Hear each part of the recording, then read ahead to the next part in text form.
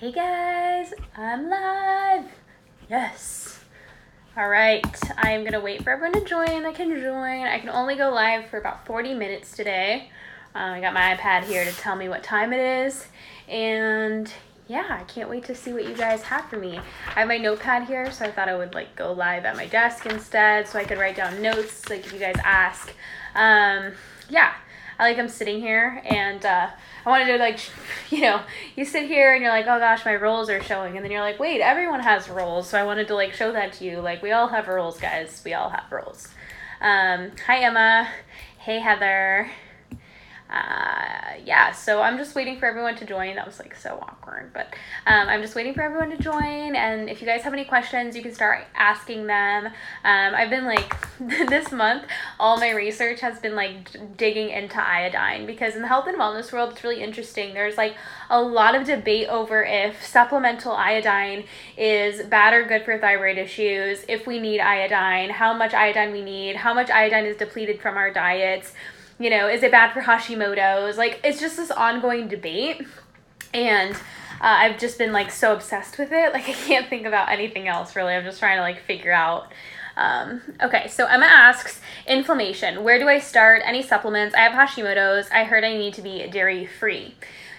When it comes to chronic illness, we have to understand that the quality of our food is so much more important than what's in our food necessarily. There are certain foods that we eat nowadays that aren't technically food to our bodies. For example, tons and tons of beans and tons of legumes and tons of seeds.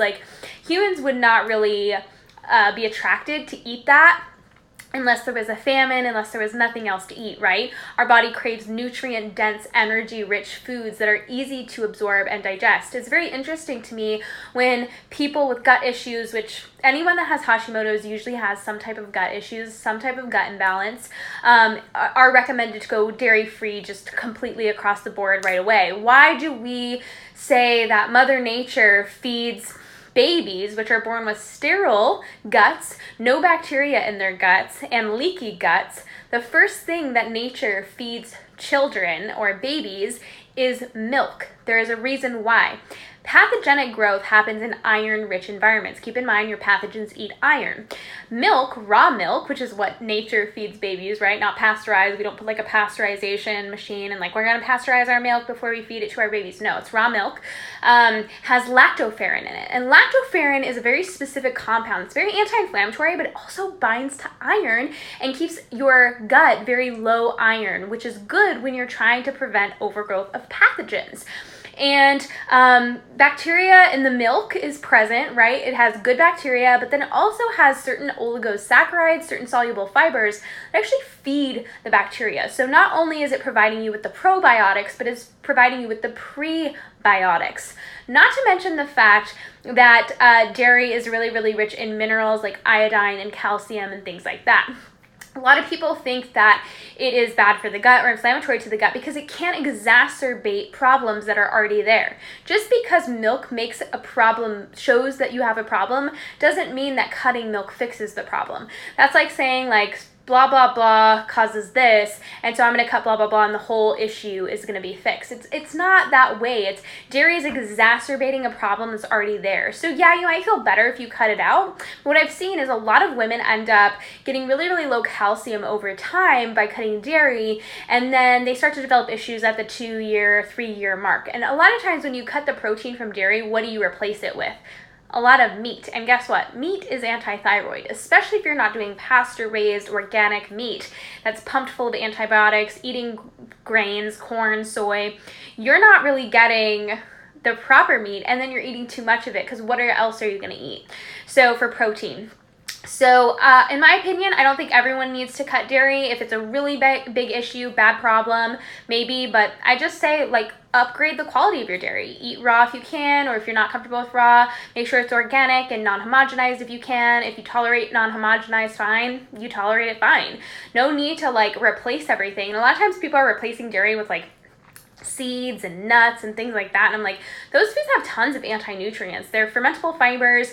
They have tons of things that are going to bind to your minerals in the gut, which is not what you need when you have a disease. You're working in a depletion state, and you've got to really restore nutrients to the body as much as possible. The body is attracted to nutrient-dense foods for a reason. Things like dairy, butter, coconut oil, fatty foods, meats, for a reason. They're really easy to extract nutrients from. The animals have already done the work for you.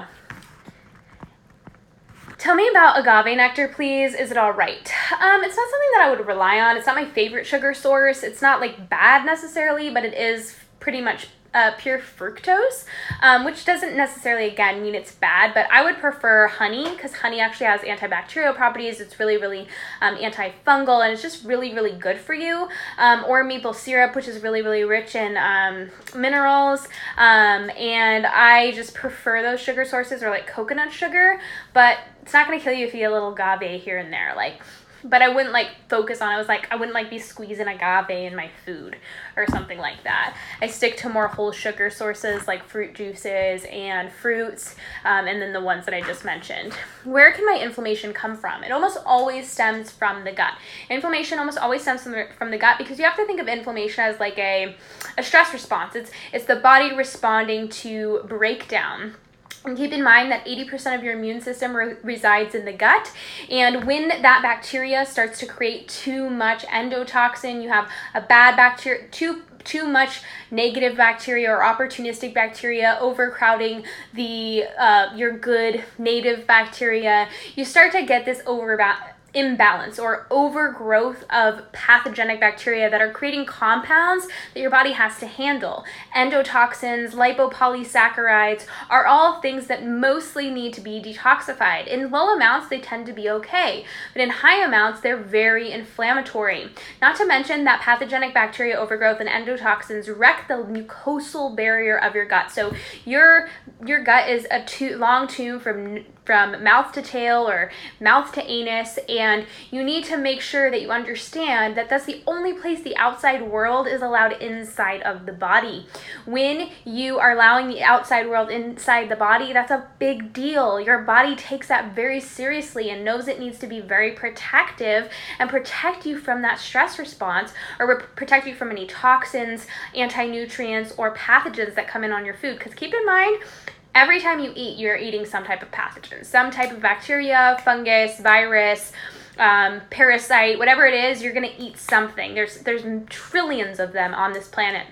You cannot eliminate them. And so your body knows it's a very, very important thing that's going on. And so that's why you have stomach acid. It's as acidic as battery acid that's supposed to function properly to protect you and kill those pathogens when they first come in. But if you're super stressed out, you're not eating enough nutrients, you're not getting enough minerals, you're eating tons of GMOs or tons of pesticides. Oh, look, stomach acid is low. Pathogens start making it into the small intestine. Bacteria overgrowth starts to occur. You're eating lots of foods that are inflammatory or irritating to the gut lining. And oh, look at that. The pancreas starts to struggle. The gallbladder starts to struggle. The small intestine starts to get irritated. And so proteins start leaking into the gut, and the microvilli are worn down, which are responsible for absorbing nutrients. And so we start to have this breakdown. We get lots of toxins coming from the gut. Liver can't handle them. In Hashimoto's, a lot of times there's heavy metals at play, so heavy metals are going to impair detoxification. A lot of times Hashimoto's involves some type of estrogen issue, can't detoxify estrogen. Estrogen in high amounts is inflammatory by nature. Low progesterone is going to cause extra inflammation. Elevated cortisol and elevated adrenaline are going to start pulling fat from your tissues. Chances are you grew up eating junk food, polyunsaturated fats. Those are stored in your tissues. You're not eating enough food. Your body's going to start eating itself. And if what is stored in your tissues is the standard American diet, you are going to be consuming the standard American diet very quickly, even if you're eating healthy and you're forcing your body to break itself down. This is why I really don't like intermittent fasting. This is why I really don't like starvation diets like keto, because it forces you to burn so much fat at once. And a lot of times the fat that we have stored on our body is not from coconut oil. It's from canola oil, soybean oil, hydrogenated fats that came from our diet growing up, wheat, things like that. So we just have to keep that in mind, that inflammation is really stemming from undernourishment, stressing ourselves, high cortisol, high adrenaline, and gut issues. Liver can't detoxify, and it kind of creates this vicious cycle of inflammation. And so I really like proteolytic enzymes to start with. Diet is really the most important part. If we are not, soothing and healing the gut lining with the right nutrients, proteins, the right types of carbohydrates, the right types of fats, good luck. No supplement is ever going to work on inflammation if you're not working on inflammation in the gut. Another thing is hormones. If you have this like elevated estrogen response, your progesterone's low, you're not ovulating, you're going to be inflamed. You're going to have a really hard time getting your gut under control. So it all kind of works together. You got to get nourished, you got to get your minerals, you got to get your vitamins, then you got to get your gut good, you got to get digestion good, and then you also need to get your hormones good.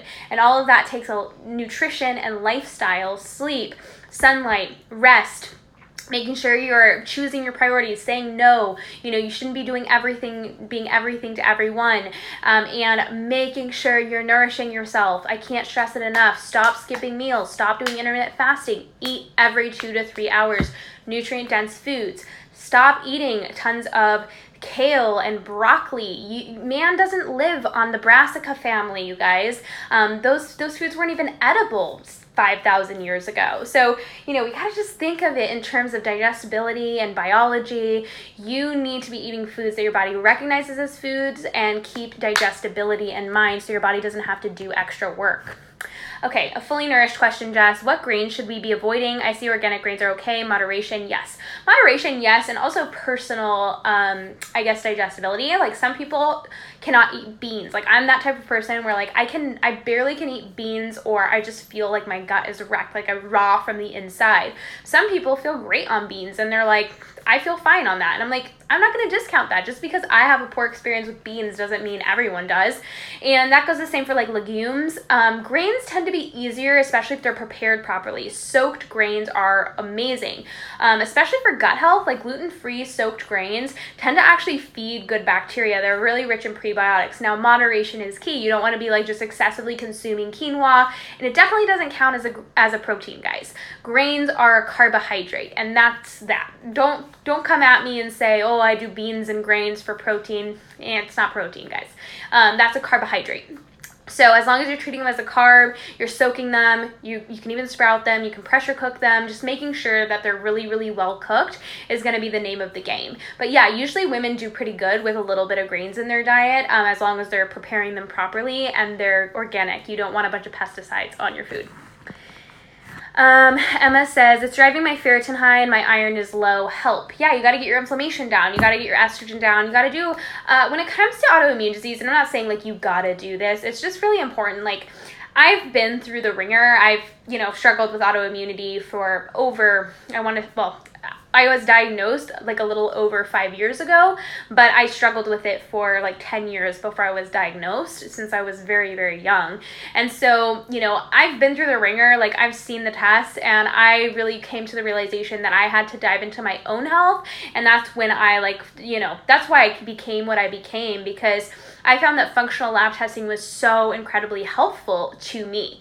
When I got a comprehensive stool analysis done, like the GI map, I was able to actually dig into my gut issues and figure out what was wrong and stop like guessing around. I saw that, I had horrible IgG and this and that. So I also saw that the Dutch test was really, really helpful to me. Like I wanted to see the whole picture of my hormones and stop running just blood tests. And I found out that my cortisol was in the trash can. I had no adrenal function. My adrenals were trashed. And, it's very helpful to get specific lab tests done so that you can start working on your health issues. There's a reason why ferritin is high and iron is low. It's because probably B vitamins are very low. Have you checked your B12, B6, that type of thing? That's going to really affect the absorption of iron into the cell. Or, where are your hormones at? Estrogen, progesterone, testosterone, cortisol can affect iron absorption. So it's really, or vitamin C deficiency can cause you to not digest iron well. So it's really just about like, nourishment is the first thing, getting your vitamins and minerals, the nutrients that you need, and then getting your gut figured out and getting your hormones figured out. And usually those things start to take care of themselves. How to treat SIBO and gut dysbiosis. So it really depends, you guys. I think it's really important to, it's obviously what is in your budget and what you can afford. The number one thing that drives gut issues is stress. So if you're going into debt to treat your SIBO, it's kind of counterintuitive. So you want to make sure that what you're doing is going to work. You got to kind of get to the root. You got to comb through. So some people have gut issues before they have hormone issues, or vice versa. And so you need to really dive into your health history, map it out, and see what came first, the chicken or the egg. Did you start experiencing gut symptoms a long time ago? Do you remember your tummy hurting when you were a kid? Or do you remember feeling exhausted, tired, blah, blah, blah, having horrible, painful periods from the moment that you went through puberty? Start to think back. How was your childhood? Was it just marinated in stress, or was it more gut related and digestion related where you just fed a poor diet? So you kind of have to dive in. And when it comes to SIBO, you have to keep in mind that bacteria is not supposed to be in the small intestine. We think of the gut and the microbiome as there's all this bacteria throughout the digestive tract, and no, there should be most of your bacteria and fungus and your microbiome should be mostly in the large intestine. The more sterile your small intestine is, the better your body is at absorbing nutrients from your food and breaking that food down. So if there's bacteria in the small intestine, the first step is really being a little bit low fiber, being very choosy with the fibers you consume. Really, really fibrous vegetables, things that contain FODMAPs, or you've probably heard of FODMAPs, but it's really just fructooligosaccharides. They're going to be bothersome. They're going to feed the bacteria that's already kind of taken up residence in the small intestine. So it's best to really stick to, I really like cooked greens. I like really, really well cooked starches, sweet potatoes with always combined with a saturated fat, and then fruits, really ripe fruits, even cooked fruits. And really gentle fibers are not going to do too much. It's going to feed bacteria a little bit, but you don't want to completely starve it out because you're trying to kill it. And then on the flip side, you want to implement the proper probiotics. This is where a GI map can become really, really helpful, because you can actually see where your normal commensal flora is missing items. If you're missing bacteria that you should have, or you're low in a bacteria that you should have, that's creating space for more opportunistic pathogenic bacteria that's going to wreak havoc on your mucosal lining, probably eat nutrients that your commensal flora, your native bacteria, is trying to make for you. So the steps to healing SIBO are really, first of all, get to the root of your stressors. If you have thyroid issues, if you have metabolic issues, no amount of killing is going to fix SIBO. But I like to take a twofold approach. Make sure the client is nourishing themselves first and foremost, making sure they're getting a nutrient-dense diet, and on the flip side, adding in really good bacteria that is targeted. It's not just about any probiotic, just take a probiotic. There are very specific probiotics that I suggest because I don't like every probiotic. There are certain strains of bacteria that are going to do more harm than good. And it just really depends on what's going on in your gut. I can't say one right now. Spore-based probiotics tend to be the best, just Thrive or Megaspore Biotic. Spore-based or soil-based organisms tend to be my favorite. And then you want to always do a good prebiotic or a good fiber. This is why I'm always recommending the raw carrot. This is why I'm always recommending well-cooked mushrooms, because they're really, really good fibers. They're gentle enough, but they also bind to toxins and estrogens really, really well. This is why you feel good when you eat them pretty consistently and regularly. But there are other fibers that I use in my practice. I use things when it comes to SIBO, I don't use inulin or anything like that, but I'll use sometimes I'll use some greens powders. I like something called Raw Reserve. So I'm trying to really feed your commensal bacteria as well as kill and starve your bad bacteria from the fibers that it needs. And then I will do some weeding or, oregano oil, garlic, berberine.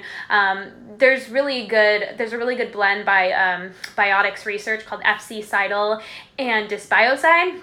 And then Atrantil, which keeps the migrating motor complex going. So a lot of people use FC Cytal, Dysbiocide, and Atrantil to keep things moving. And it tends to work pretty well, but I think that it's best to combine that with some probiotics and even a little bit of the proper fiber for what's going on with you. It really depends on the person. It's almost like an art and not just a science. I don't like when you go to a website and it just says do this for SIBO, because everyone is so different, and it does depend. Like if you have methane dominant SIBO, that's going to be more the IBS-C or constipation SIBO. It's a little different than if you're going to you have hydrogen-based SIBO or more diarrhea type SIBO. So, and people can have both. Like, don't get me wrong. I think a lot of times IBS is just caused by small intestinal bacteria overgrowth. IBS, like you're having constipation, diarrhea, because you have both methane and hydrogen SIBO. But I don't think that the like normal, don't eat sugar, don't eat carbs is really, really helpful, because it just ends up starving you in the process. But that's like a long way of saying like it really just depends on the person. Shortness of breath, I think I've heard you mention it before. Where does it come from and how to fix it? Well, first of all, if that's something that is common, just talk to your doctor about it. Make sure you don't have like heart arrhythmia or anything like that. Like that's always something to bring up to your doctor. But if they've checked and nothing's wrong, a lot of times it can have to do with thyroid issues. You can't get enough oxygen.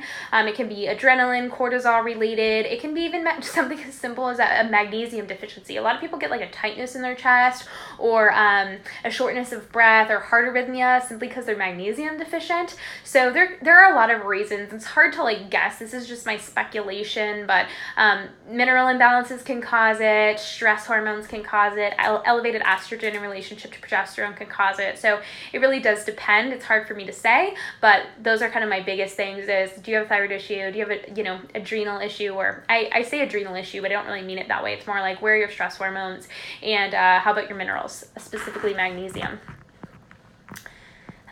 Excuse me.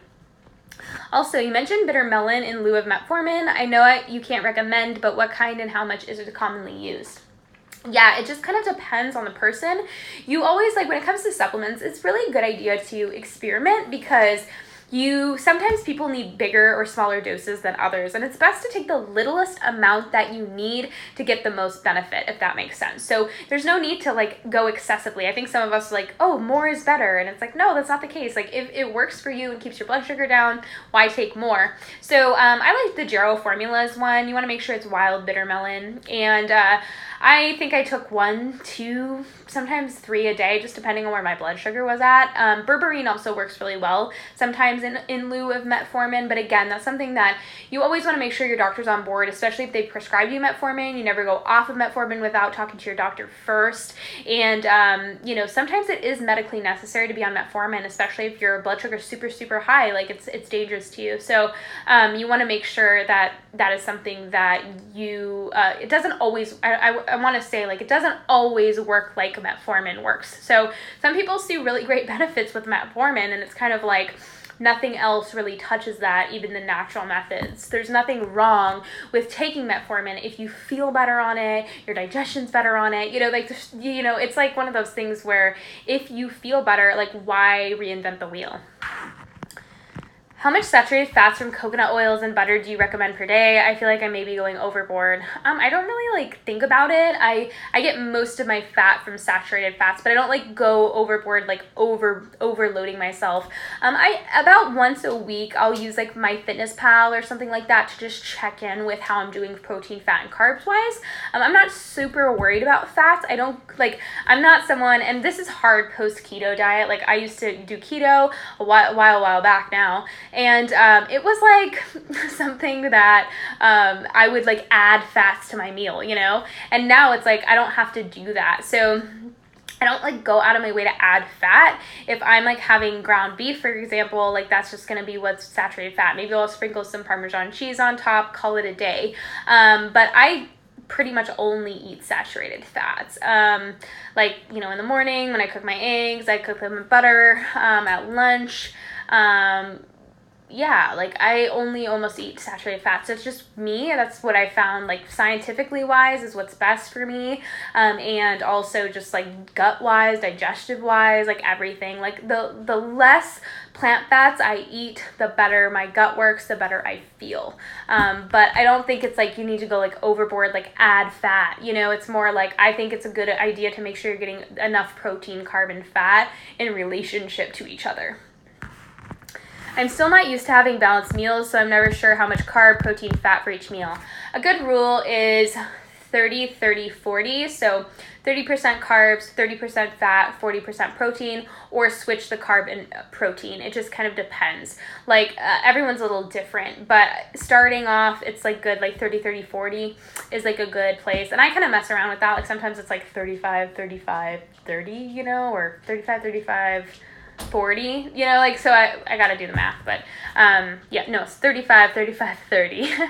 And it just kind of depends. Like, it really just depends on how I'm feeling, but I go by how I feel my clothes, you know, weight, and I'm never obsessed with the ratios, but sometimes we get in a really bad habit of eating like way too many carbs in comparison to protein, or way too much fat in comparison to carbs and protein. So it's like a really good idea to just check in, or sometimes even like track for 2 weeks straight if it doesn't really trigger you, and get a really good idea of what it actually looks like to eat enough protein for your body and eat enough carbs for your body. And it allows you to kind of tweak your macronutrients. So for me, like, you know, sometimes I'll like get lazy and I'm having like 20% of my calories from protein and 50% from carbs, or 60% from carbs, and I don't want to do that. Like I will gain weight too quickly and I won't feel very good, and so I got to make sure I'm getting enough protein in. So for me, it's helpful sometimes to check in and track. And if you're new to tracking or you really don't know how much macronutrients are in your food, sometimes tracking is helpful. I know I don't pressure that in Fully Nourished, because I think like the first step is really getting nourished. But if you're like, okay, I'm feeling comfortable with the food choices, now I need to figure out the food ratios, at that point it's like, okay, you can start tracking, especially if you are not triggered by it. Is supplemental iron bad if you're anemic and breastfeeding? It just depends. I would never take supplemental iron because it just feeds pathogens. But if you, like, you know, if your doctor put it on you, if your doctor put you on it and recommended it, then it's important to listen to them, especially if you're anemic. But it's important to ask yourself why you're anemic. Sometimes people are anemic after pregnancy, and it's important to get your iron levels up. I personally used, when I was anemic, I used grass-fed beef liver. I found that worked better for me. But again, check with your doctor before making that change.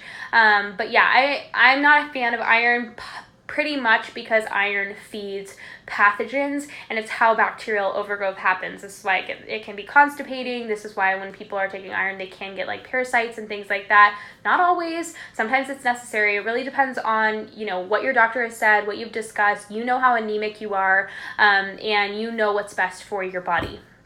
But yeah, that is something you need to check with your doctor, especially if you're breastfeeding.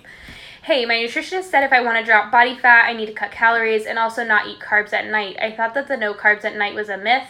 Thoughts on this? I'm not really a big fan of the no carbs at night rule. I hate when people just blanketly say carbohydrates, because it's just like a piece of gluten-filled wheat bread is very different than an apple. You know, like I just don't get why we just blanketly say no carbs at night. It very much depends.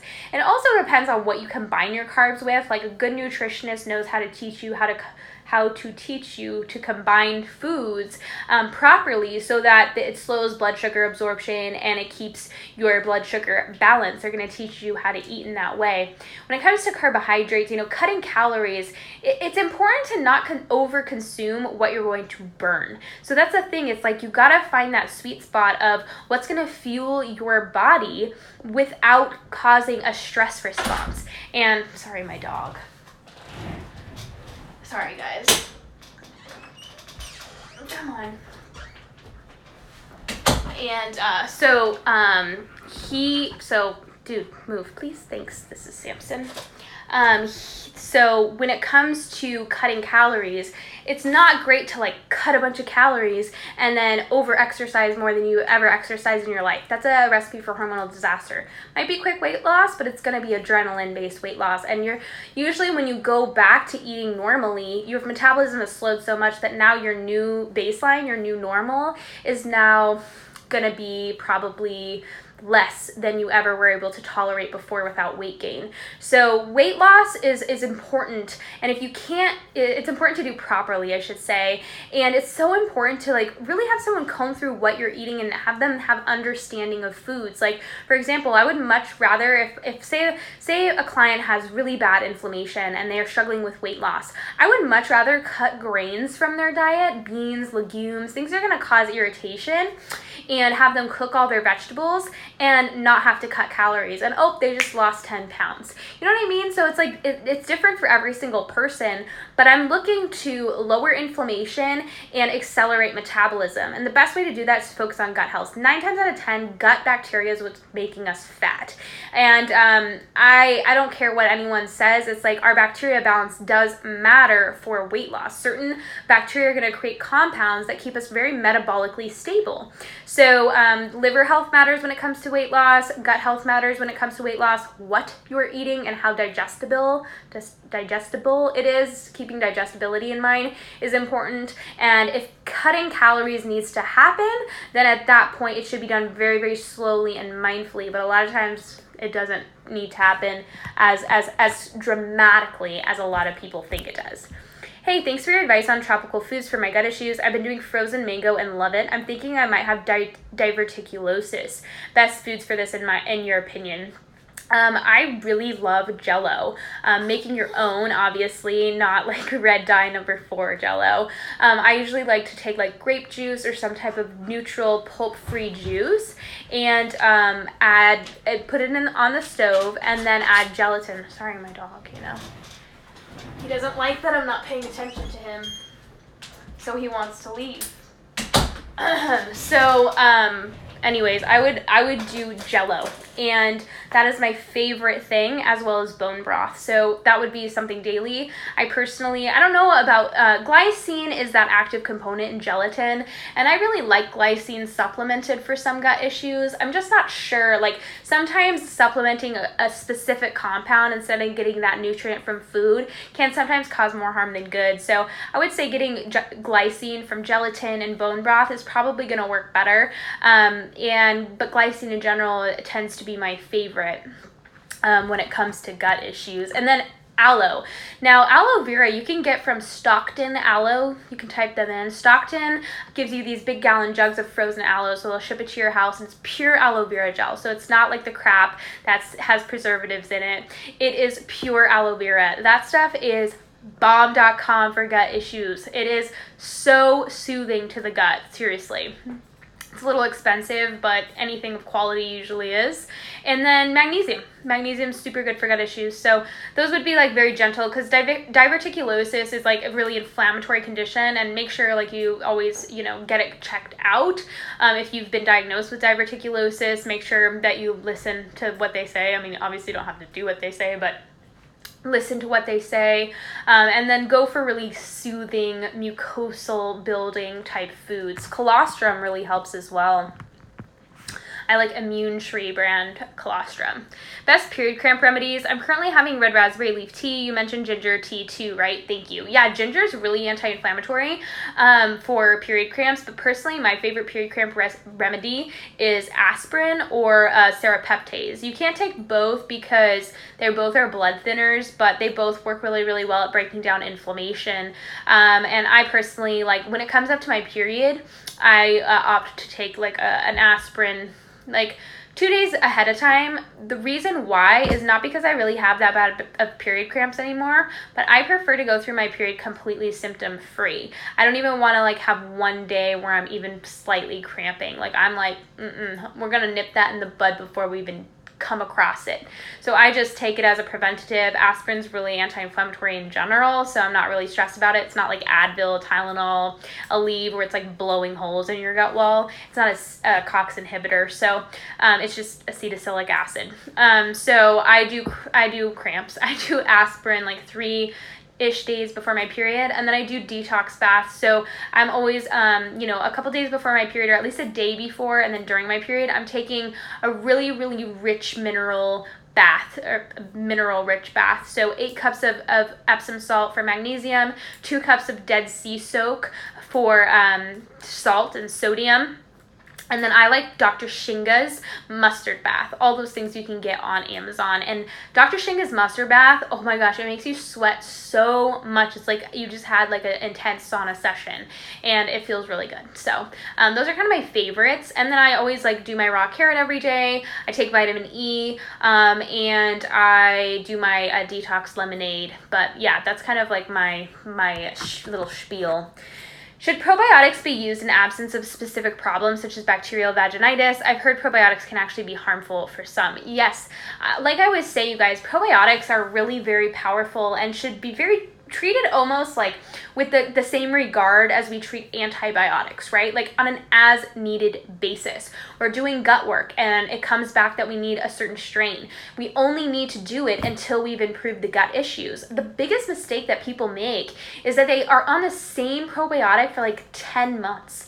They like just take the same probiotic over and over. They're like, oh, I found a good one and I'm just taking it. I'm like, why are you doing that? Stop it. Like you wouldn't just take an antibiotic and it made you feel better and just say like, I'm just going to take an antibiotic every single day because it makes me feel good. You're putting, just like an antibiotic kills bacteria, you are putting strains of bacteria that are going to shift the whole microbiome. Keep in mind that the microbiome is an ecosystem. Some bacteria eat other fungus. They work in they chomp each other down. And so if you're implementing some type of bacteria, even if it's transient, I mean, it's just passing through, it's not going to take up residence, it can really shift the microbiome. It's very powerful. And so strains of bacteria should be very, very well researched. You know, there's something called Google nowadays, so we can turn around that bottle. It's super convenient, you guys. Like, it's awesome. Like, people realize, like, how do you research things? And I'm like, Google, start Googling, start searching. Turn that bottle around before you even buy it on Amazon or wherever you're going to buy it. Look at those individual strains and start typing them in and pushing search. And when you start to read them, are those beneficial strains? Are there studies coming up? Does it look good? Or is it like saying like, oh gosh, this is an animal strain of bacteria? 9 times out of 10, companies are going to use things that are great for their bottom line. So I like for probiotics, it really depends on the issue, but I really prefer people just kind of have a bite of fermented food here and there, sauerkraut, or take a sip of kefir, or do if they have a really good not probiotic, kombucha that doesn't have a ton of lactic acid producing bacteria added, or a homemade kefir, or homemade pickled vegetables. You don't need to do an abundance, just take a bite here and there, or take a sip here and there. And that's a great kind of maintenance. And then when it comes to actually taking probiotics, it should be done for a purpose and it should be done for a period of time. My favorite are going to be spore-based, like Just Thrive, Megaspore Biotic, because they actually get to where they need to go. I also like phage technology, like it's called Fluorocist. It's by Life Extension. And I also like soil-based probiotics like Primal Defense and Equilibrium and things like that. So there are a few probiotics out there that really are very good. But again, just because it's a good probiotic doesn't mean you should just continue to take it. If you rely on a probiotic for symptom reduction, there's something going on in there that needs to be approached holistically, and not just like throwing some bacterial strains in there. But yeah, probiotics can actually be quite harmful, and it can completely shift the microbiome. And for some people, they don't need that. They need to keep their microbiome how it is. The microbiome, it always has about 100 trillion bacteria in there, regardless of what they are. So if you're creating space for one thing, an opportunistic bacteria could grow if you're not properly feeding your good bacteria. So just keep that in mind. Tubal ligations, will this affect any hormones? I have a pulmonary hypertension and cannot take any form of birth control. Copper IUD made me nauseous. Your thoughts on tubal ligations? Yeah, so it's very interesting because I was just reading, I wrote it down on my content list to talk about. I've always wondered about it because I've had clients before that have had tubal ligations, and they always have severe heavy periods. Every single one I've ever worked with. And it was just something that I noticed, which to me is an estrogen dominant symptom. Very often they have like other estrogen dominant type symptoms or signs of excessive estrogen. And so I started to look into it a little more and actually came across, I couldn't remember, it was a comment somebody left on something I was reading, and they were talking about how tubal ligations really shut down that response mechanism and stop our ovaries from making progesterone. So a lot of women with tubal ligations can actually have low progesterone, which makes sense to me because a lot of women that I've seen their Dutch tests do have low progesterone and high estrogen. So keep in mind, you guys, that it's better to snip than tie the knot. Just keep that in mind. So it's one of those things where it does affect us long term. Tying our tubes or cinching our tubes does affect us. Our reproductive organs really work in a specific way, and this is not me saying like what is right, what is wrong. I think it's important for everyone to make a decision when it comes to birth control, but it's one of those things where it's if it was me, I wouldn't do it. That's just like, I just have to say honestly, like I would not do it because it affects our bodies. But then there are other people that just say like, I'm just gonna supplement progesterone and I'll be fine. So it's really it's hard to know exactly all of the things, like the domino effect that it can cause, but I do know that it can cause it makes sense in our heads that it could possibly cause issues, and we know that it probably is going to affect us in some way, shape, or form. But again, you have to do what's right for you. All right, guys, I have 5 more minutes. Is it the macronutrient fat itself that balances blood sugar, or the fat-soluble vitamins, specifically A, D, E, K? I think it's both. Fat-soluble vitamins are needed for proper cell health, proper insulin response, but fat actually slows digestion down, and it can affect how our bacteria digest our food for us. So that's why saturated fats are super, super powerful for actually changing the bacterial balance. And they're almost antimicrobial in a sense, where they can really calm down pathogenic bacteria. Is it bad to have the exact same 5 fruit and veg every day? I wouldn't say it's bad. If you feel really good eating those things, I don't see the problem. I get that could be kind of like get old, but it's not bad. Hey girl, I heard you chatting about xylitol being beneficial for breaking down biofilms in the nasal pathway. Would you say it's beneficial to consume for the same reason in the gut? Yeah, I mean, it can break down biofilms, but it can absolutely give you like raging diarrhea. So if you have bad biofilms, like I think it would be a good idea to approach that with such caution, because it can really make you miserable very quickly. And sometimes it does have too much like fermentation in the gut, so I'm not a huge fan of supplementing with it. I think there are really more powerful biofilm breakers than taking xylitol, but it does break up those biofilms, that's for sure. It's just going to make you very uncomfortable. So if dairy shouldn't be cut out from the diet, why do people say it causes acne, cystic acne? Because they don't understand the body. They're not understanding that acne is being driven by such a bigger issue, just because, again, dairy is stimulating an issue doesn't mean that the issue resolves. If you can't go back to eating dairy without getting acne, there's still a problem. There's still a bacteria issue. Acne is a lot of times driven by bacteria, iron, estrogen, liver issues.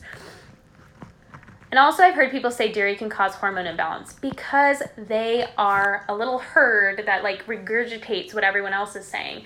And I like to say, why don't you turn around the back of your almond milk or your nasty oat milk or your nasty seed milk and tell me what's in that, and then we'll talk about like what causes acne. Can collagen support detox pathways? I'm noticing acne is something I've never had before. It can. Some people can react badly to collagen in some cases, and their bodies prefer gelatin-rich foods like gelatin and bone broth. But yeah, collagen definitely supports detox pathways and really supports the liver. But if that continues, you might not do well on collagen, and it might be a gelatin, like you need gelatin or bone broth instead. It's very uncommon, but it does happen. I'm having some face puffiness lately. Could this be water retention from a new lifestyle? Yeah, it absolutely could, and it's important to kind of keep an eye on it. If your face is super puffy, then something might not be working for you. Again, it's so important to make sure you're getting enough protein and you're getting the right nutrients, and not like just overdoing it on the carbohydrates. I think you mentioned wanting to talk about clean cosmetics and skincare. Didn't know if you were planning on using the live for that or what, but I figured I'd give you the floor. Yeah, I will talk about it in a story. I have, there are certain days where I just have a client schedule, so I have to fit in a story when I can, and I'm gonna have to do it later on tonight. Should we be concerned with small amounts of PUFAs and fat-soluble vitamin supplements? Probably not. I wouldn't stress about like little tiny amounts. It's more of like what is the majority of your diet consisting of? That's what you want to think about. What's your opinion about pistachios? Are they inflammatory like other nuts? I wouldn't say they're inflammatory. Like nuts in small amounts are totally fine, you guys. I just think people like way over consume them. I'm not like an anti any food really, unless it really does bother you. But I find that a lot of people are like consuming nuts because they are not consuming anything else, and so they crave nuts and they need nuts because they're not eating dairy. They're not eating any other foods. But like small amounts of pistachios are fine. It's just like, are you like chomping on pistachios all the time? Probably not a great idea, but pistachios do have nutrients in them. Since endometriosis is considered autoimmune in nature, would dairy still be fine? Again, you guys need to stop asking for people's permission on the internet. If dairy works for you, your body will tell you. If it doesn't work for you, it doesn't work for you, and your body will tell you. You don't need to, worry about the details. Your body just lets you know. If your symptoms get worse, dairy's not working for you. If your symptoms are fine, dairy is working fine for you. But hard cheeses tend to be easier. A2 dairy tends to be easier to digest. And if endometriosis isn't being handled the proper way, keep in mind endo is mostly driven by dioxins and endotoxins. So, it's important to get to the root of gut issues first, and then also liver detoxification is so important. And then also even HTMA mineral analysis, because you want to see what heavy metals could be driving the issues, and nutrient deficiencies could be driving the issues, because keep in mind minerals are kind of the spark plugs of the body, and so if you're deficient in some, it's going to affect overall detoxification. But we do know that there is a certain amount of dioxins that drive endometriosis symptoms. Intense greasy hair and acne since FN. Besides that, I feel pretty good. I'm sorry, girl. So make sure you're getting enough protein in regards to carbs and fat. And then also, if you are still experiencing that, then dairy might not be working for you, or as much dairy as you're consuming might not be working for you. And do maybe try less or try different types. But it kind of does take a little bit of experimentation, but make sure that you are getting enough protein. That can be really important. Cause of high androstenedione. It could be a lot of things. Stress in general. What else is high, is important. It's hard, that's just speculation, because it's like you got to look at all the hormones in conjunction with one another. So that's kind of what it's hard to know just why one hormone is high. You got to look at all of them. You got to look at your diet and lifestyle. What are you eating? Are you eating lots of inflammatory fats or lots of good fats, vegetables, healthy meats, that type of thing? Fruits, vegetables, and getting enough sleep, getting enough sunlight, getting enough exercise, just like the basics, laying down the foundation. Was there a brand of liposomal glutathione that you like? I'm not a huge fan, but Quicksilver tends to be a good brand. Hi, Jess. Hi, Severine. How are you? Is it okay to mix the supplements with each other? For example, I go the Lugol's iodine and mix that in with my detox lemonade, and would like to mix the magnesium in with my morning elixir of choice. Yeah, I do it all the time because I like to make things uber simp. And as long as, I can't believe I just said uber simp, I'm sorry. Sick. Simple. So I don't think it's a problem mixing things together as long as you feel okay. Made the magnesium supplement in your Insta Live. I don't think I caught how much you drink throughout the day. I usually do like a fourth a cup to a half a cup in my 40-ounce bottle, and I usually do it before a workout. So I'm chugging that during a workout, and I always add a couple splashes of OJ. Let's be real here. I have the start of a sore throat. What is something I can do to boost immune system when I start to feel sick? I coconut oil swish, so I gargle coconut oil and just swish it around my mouth for 10 minutes. And then I have oregano oil, which I swallow. So that's kind of my favorite. All right, you guys, I gotta go, but check out my story later, which is gonna be on my favorite clean makeup brands. And this will be live for 24 hours, and it will also be up on YouTube. I love you guys. Thanks for joining me.